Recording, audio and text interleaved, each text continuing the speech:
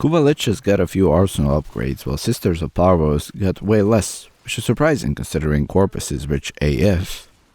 So sooner or later we are bound to get some new weapons in their hands, and in our hands. And here in the video I want to mention a few that I'd like to see. Top 5 is kinda a weapon we're all very familiar with. I say kinda because we know a Grineer version of a flamethrower, Ignis, and Ignis Wrath, which are some of the most popular weapons in the game.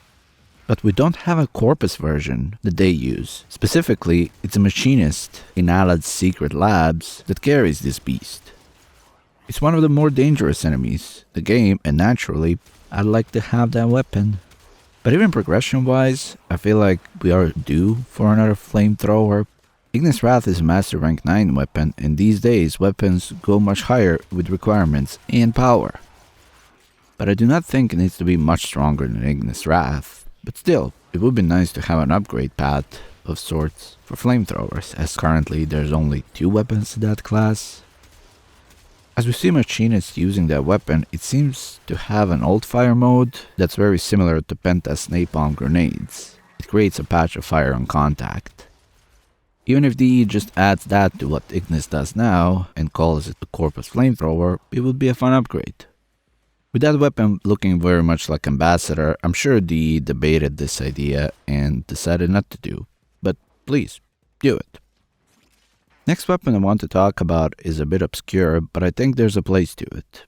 Oraks backless is a unit we see on Corpus Railjack missions, and it carries a polearm that has some kind of electric discharge to it. Now, we all know what Arca Cisco does with its electric discharge. It's a bloody nuke above all nukes. But in all honesty, as much as I enjoy Arca Cisco, I have to say it's a weapon that needs an entire loadout built around it in order not to be clunky. So what I see for this is kinda a mini version of that, still doing an AoE electric discharge, just at a lower level. Polearm stances even have slam attacks built into them, so it could be done very similarly to Arca Cisco's capacitor discharge.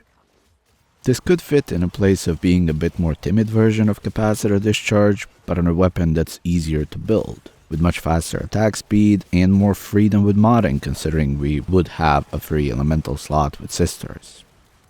Did I say Arca something? Top 3 weapon I want to see in the game is Tenet Arca Cisco. Because when you zoom in with that pistol, you kinda feel like it's a sniper, but then you have to spam a left click like crazy to get anything done because damage is kinda low. So what I like for this gun is to be a secondary sniper. An actual sniper in a secondary slot.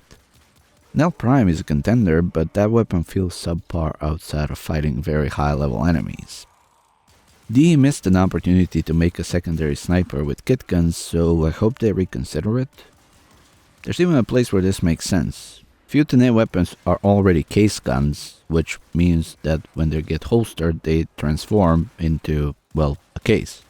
So adding a big boy barrel on Arca Cisco could make sense in that context. Just make it a bloody cannon. As someone who really enjoys shotguns, I'd like a secondary weapon that can deliver long-range precise shots, and strong shots at it.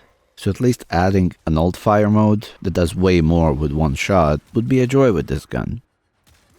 For the next gun, here's something people have asked for years, and DE even mentioned they've done some work on it, but we never got it. It's a gun Nox wields. Toxic Sludge launcher? If we haven't got the original weapon, we might as well just skip to the Kuva version. I'm not sure why this never got released. It definitely looks like a fun weapon to mess around with. Can't be a performance issue because there's Ogress with its Nightwatch napalm, and there are way worse offenders in terms of blinding your allies with sheer number of GPU particles. But yeah, I really see no reasons not to have this. It sounds like it could be very devastating versus Corpus enemies. For number 1 spot, it's once again a weapon that no Tenno ever got their hands on. And it's this.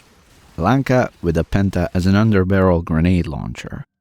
Only one enemy has it, and it's a Corpus target in Orvalis. And while it's just a glued on weapon without too much consideration, it looks rather interesting. It fills multiple roles as a long-range rifle and area clearance. Balance-wise, I'd like this to be the same way as Opticore Vandal turned out to be when compared to regular Opticore. Much higher fire rate, but with lower damage per shot.